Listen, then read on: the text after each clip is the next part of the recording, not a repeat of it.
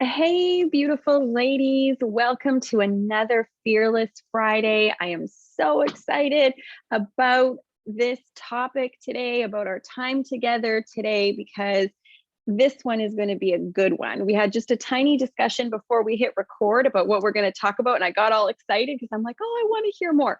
So let's get into it. For those of you who don't know me, my name is Meg Hepner. I am the branch director out here in South Surrey, British Columbia. I am a life coach, a hypnotherapist, and the host of the podcast, The Art of Being Human. And today I have the beautiful Whitney with me. Whitney, welcome here. Tell us, what is it that you do? And who you are, not just what you do, who you are. Yeah, so I'm Whitney. I am a trailblazer with South Surrey. And I kind of started my journey with Happy Healthy Women last year in a more casual capacity at the Authentic Connecting Over Coffee, and thought it would be a great idea to take on more of a leadership role. So I started with South Surrey in January, and it's been super fun. I'm a certified health and life coach, and I work a lot with people who have chronic illness or autoimmune conditions. Yeah, I love that. And it's been such a joy to have you. One, because you're incredibly knowledgeable, but two, just because the way that you present your work, the way that you give us such a container of certainty and confidence to like talk about health and how to be healthy and what that means, and the way that you look deeper behind the picture, not just into symptoms but into what's going on sort of behind the scenes, has just been such a gift. So I'm so grateful that you did decide to step up into a leadership role. I'm so grateful that you went, yeah, I want to offer more to this community, because we have most certainly been appreciative of that. Oh, So thank you. yeah.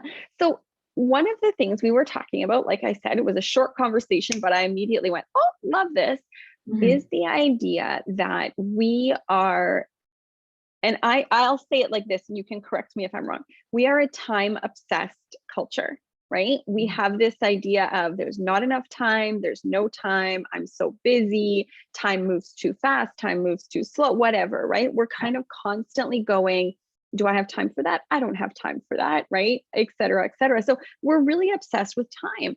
And it can be either the most beautiful thing when time slows down and we can just relax and go, oh, I have so much time. But it can also be the bane of our existence when we constantly feel like we're running out of time.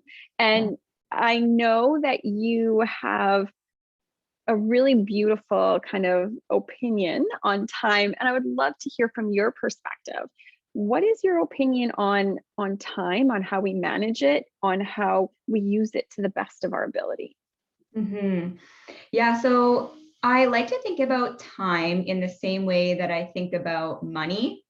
And they're both constructs. They're both things that humans came up with to, help us manage ourselves and make the most of our lives. And we can use them for our benefit or to our detriment. So time is really valuable in the sense that we know when to show up for our flight. We know what time the party starts. We know how long our workout is going to take, or we know how many hours of sleep we're getting per night. These are all benefits of time. But when we start to think that time is controlling us, that's where we start to run into trouble. And so rather than thinking about managing our time, where you might say to yourself, I really need to get better at time management, managing my time, I want to propose a new perspective of thinking about managing ourselves within the time that we have. So we're no longer managing the thing that we can't control. I'm writing that down because it's like such a great sentence. Managing ourselves instead of managing the thing that we can't control. Before we get into that, I have a question for you, and I'd be really, really curious about what you think about this.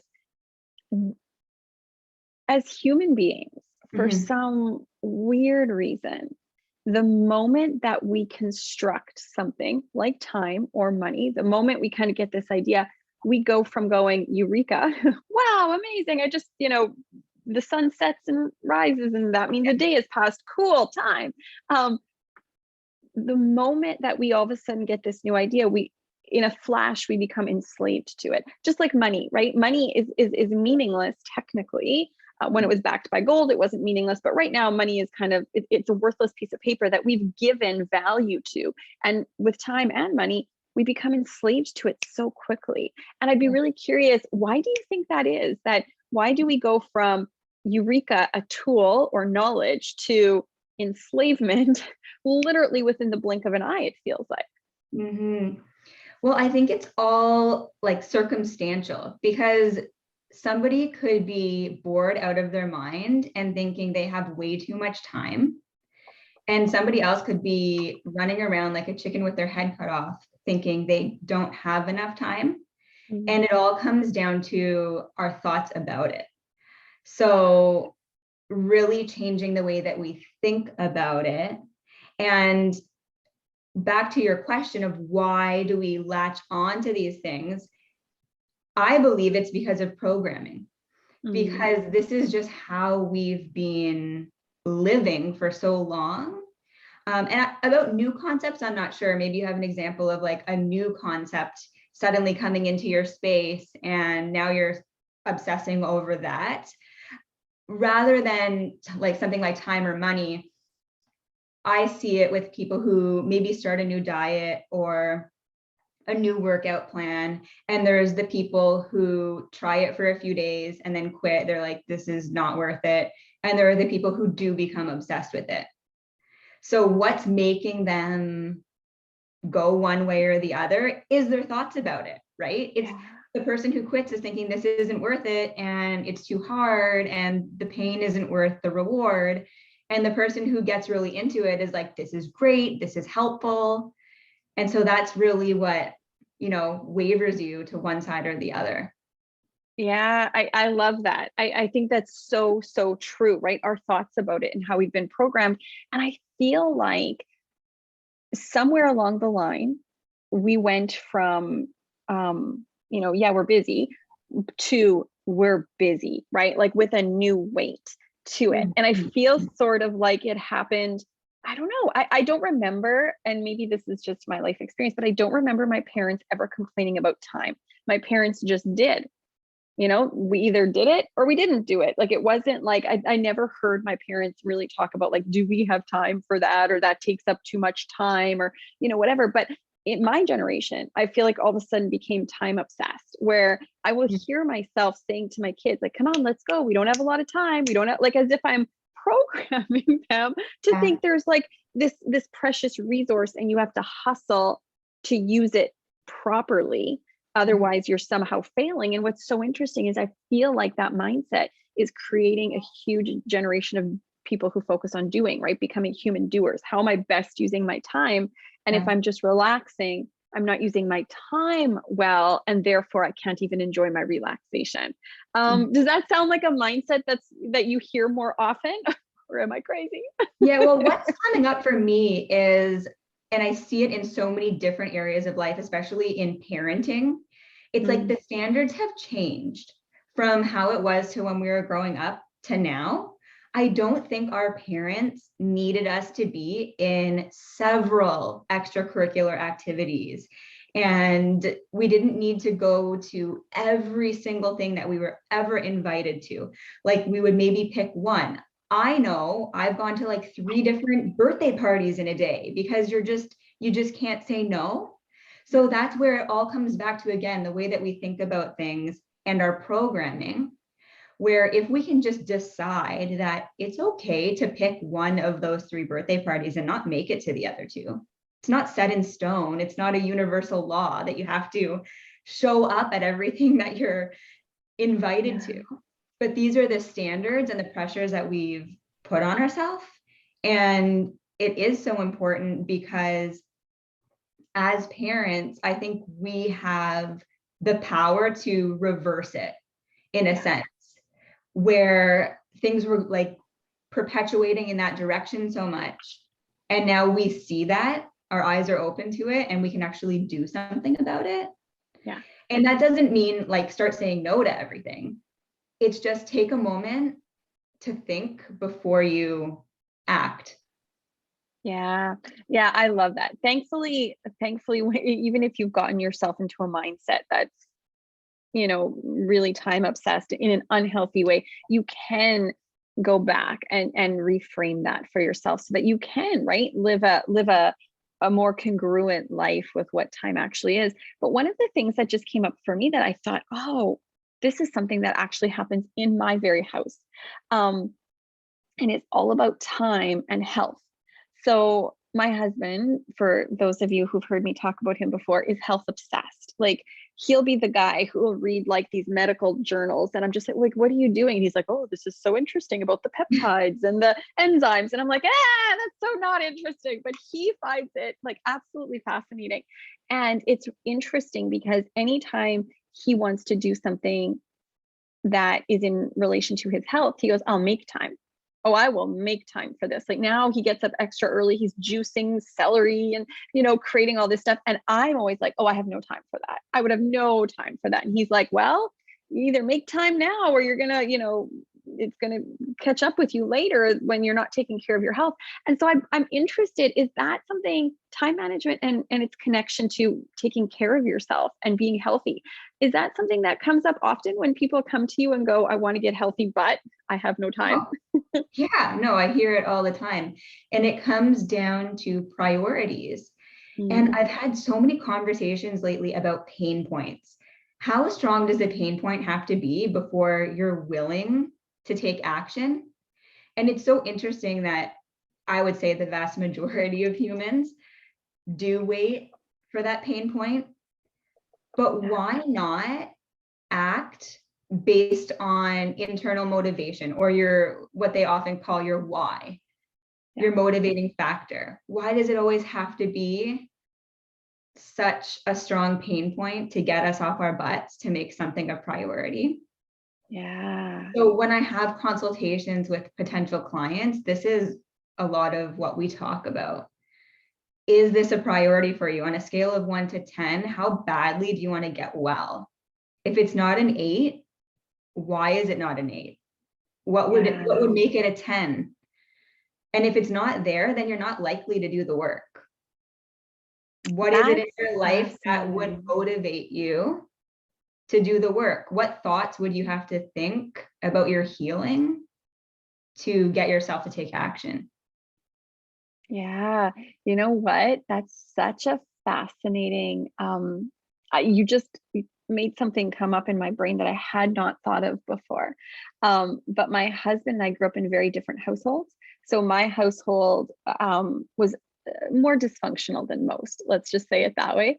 And our pain point was high because of the trauma we experienced. So like I'm comfortable with a large amount of pain.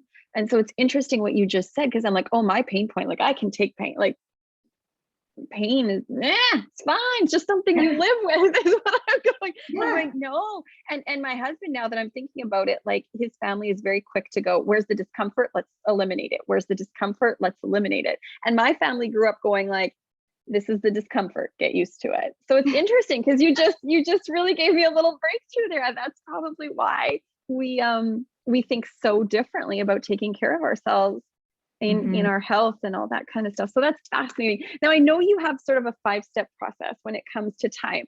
Tell us a little bit about that and how that's beneficial. Yeah, so in my workshop last month, I talked a lot about time, and I wanted to create a 5-step process that would make creating your calendar as easy as possible. So, what it really starts with is making a master plan. And the master plan is just a list where I suggest using a notebook and a pen rather than doing this on any type of electronic because it's a free writing activity. So you're writing down every single thing you want to get done this week, not just for work, but for family, for your self-care, if it's a nail appointment, if it's a workout, like literally everything you can think of. Go to the post office, return an Amazon parcel. Every single thing goes onto this list. So that's step 1. Step 2 is to prioritize. What are the non-negotiables? So for example, if you have meetings with other people that are scheduled, those are non-negotiables. If there are deadlines, those would become non-negotiables. Appointments would be non-negotiables. From there, you can take a look at that list and see if there's anything that can be eliminated or delegated. If it's just on there by default or something you've been doing for a really long time, but it's no longer serving you, can you free up some time there? The third step is to actually make your plan. So everything that's left on your list becomes an actionable item. So on your calendar, you're not going to be writing write sales page copy, for example. However long you attribute for that, like 1 hour or 2 hours, you would write down a very specific task, like outline completed and sent to Mary. Like it's extremely specific. So you know at the end of that work period exactly what your outcome will be. The fourth is to actually add it onto your calendar, whether that is a virtual calendar or pen and paper again. And then the fifth is to tweak and repeat. So actually taking the time to assess afterwards, like what worked, what didn't. Do I enjoy things like time blocking, where I see clients in one day and then I have creative days another day? Have I left myself enough white space or enough buffer space so that if an emergency arises, I can move a couple things around? So these are things to consider. And then if you want to go a step further, doing a little bit of a reflection. So if you did follow through, acknowledge yourself. How does that feel? Do you feel really like amazing for having followed through on your plan? And if you didn't, how do you feel? And do you want to continue feeling that way? Or what can you do to change things? Yeah, I love that. And one of the things that when you said it, I'm like, oh, I do this. And I didn't even know it was such a good thing to do, but I appreciate now knowing that, hey, this is a great thing, is I make my list extremely specific. And so it's like really, really, really specific. And I've always thought, oh, that's kind of silly. But now that you say it, I'm like, it does help me to go, okay, I'm very clear on what I want to do. Because if a concept is too vague for me, I freeze. And so I love that. I also love the fact that you have to close the feedback loop, right? Like so often we just do it and then we just move on to the next thing. I love the reflection and the idea of like, did it actually work? And are you willing to receive the whatever that ended up resulting in? Like, are you willing to receive the benefits or the consequences or whatever of what you did or did not do? Because I think that's such an important thing to go like, oh, I'm aware of, this thing that I just did gave me this beautiful result and I'm willing to receive it. Or this thing that I maybe didn't do or didn't do to, the way I wanted it, created a consequence and I'm willing to receive that too. So that you're actually just really closing the feedback loop. I really think that's important. I love that. I think that's beautiful. So tell me something. If people go, I so need help managing myself and managing my time, especially if it comes to health, how do people get a hold of you? How can they connect with you so that they can get more of your wisdom and of your knowledge if this is an area that they are looking for some assistance with? So my website is whitneycoupland.com and all my social links are on there. And I'm actually starting a YouTube channel. First week of April, I finally made it to my milestone. It was first week of April, I'm going to launch my first video. So that will be going up and I'll be linking that on my social account a lot, especially on Instagram, because I am so passionate about the message that when you have chronic illness or autoimmune condition, there are ways to heal. And most of what I'll talk about is very transferable to people who don't live with chronic illness. It's a lot of how to, have habit change and mindset shifts and that kind of thing. I love that. Oh, I'm so excited. Okay, fantastic. Perfect. So listeners or watchers, I guess this is a video. I'm so used to doing the podcast, so I'm so used to saying listeners, check that out because that's an incredible resource for people with your YouTube channel to get more information, to get to know you better, to get to know your work better, and also to get resources for for how to kind of incorporate these things into your life. So thank you so much, Whitney, for joining me today. I'm so grateful for you. I'm so grateful for the work that you do. And I'm so grateful you come on and share a little bit with us. I appreciate it so much. Thanks so much, Meg. All right. Take care, everyone. See you next week. Bye. Bye.